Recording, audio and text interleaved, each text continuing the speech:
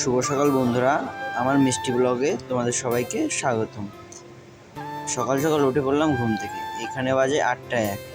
তবে ঘুম থেকে উঠতে লেট হয়ে গেছে। আর টাইটেল আর থাম্বনেল দেখে হয়তো বুঝেই গেছো আজকে কোথায় গেলাম কাজ করতে। চলো দেখতে থাকো, সাথে থাকো।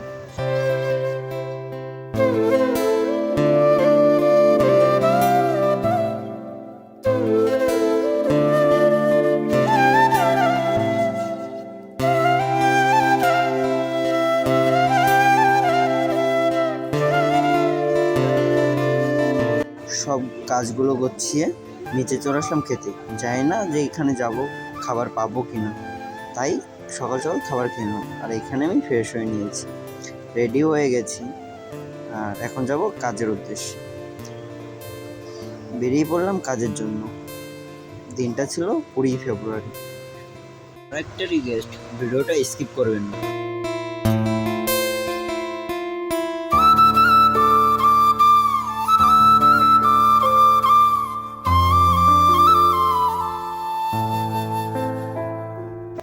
ওইখান থেকে আসতে মোটামুটি 15-20 মিনিট লেগেই গেল।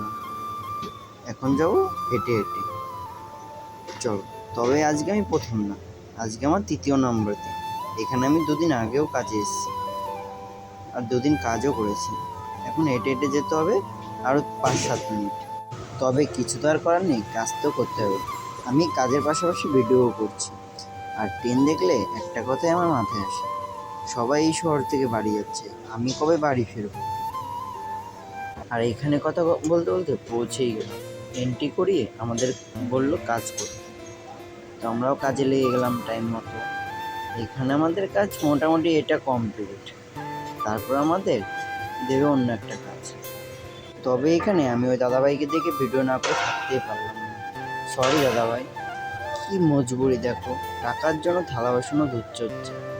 আর কথা বলতে বলতে 1টা বেজেই গেল, তাই আমি চলে আসলাম খেতে।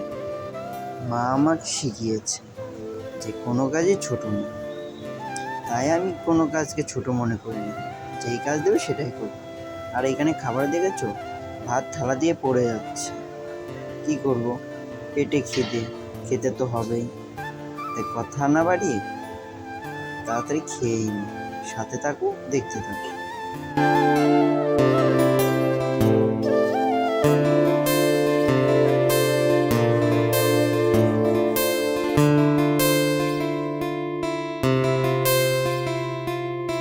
ভাত খাওয়া হয়েই গেল, আর তারপরে কাজ স্টার্ট করলাম। তবে খাবার পরে 1 ঘন্টা রেস্ট নিয়েছি। আর এখন টাইম হলো, এখন বাজে 2:40। তারপরে চলে আসলাম ওপরে আমাদের একটা কাজ দিয়েছে। তবে এখান থেকে এই সুন্দর দৃশ্যগুলো খুবই ভালো লাগছে। দেখেছো, সবাই সবার মতন ব্যস্ত। ঘড়ির কাঁটার যেমন থেমে নেই, তবে আমিও থেমে নেই। আমি কাজের পাশাপাশি ভিডিও নিয়েই পড়ে আছি।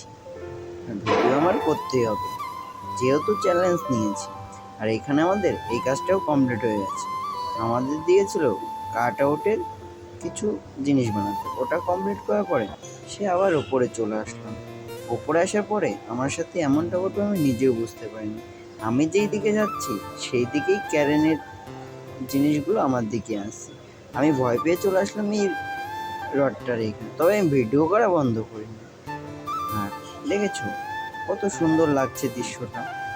আর এইখানেই দাদা ভাইরা এই কাজ করার জন্য ব্যস্ততার মধ্যে, আমি আমার মতন ব্যস্ততার মধ্যে।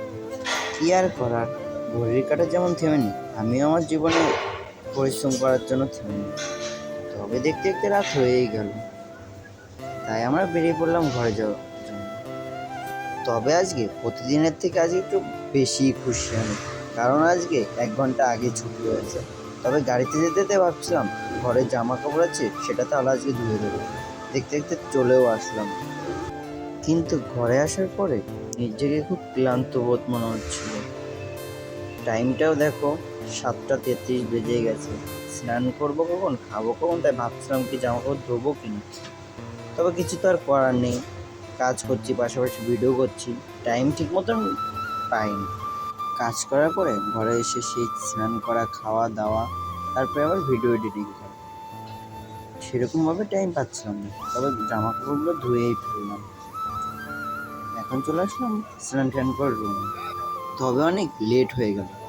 যাই হোক, কাজটা তো কমপ্লিট হয়েছে, এটাতেই খুশি। আর মুখে হাসিটা দেখেছো, এটা মিথ্যে হাসি না, তোমাদের ভালোবাসায় এখন একটু ভালোই আছি।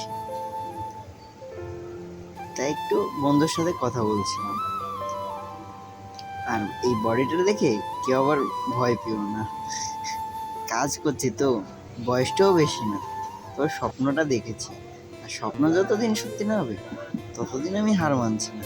তবে সব কাজ শেষ করে এখন যাচ্ছি খাবার আনতে। খাবারটা নিয়ে ঘরে চলে আসলাম। জানি না এখন ভিডিও এডিট কখন করবো, ঘুমাবো কখন।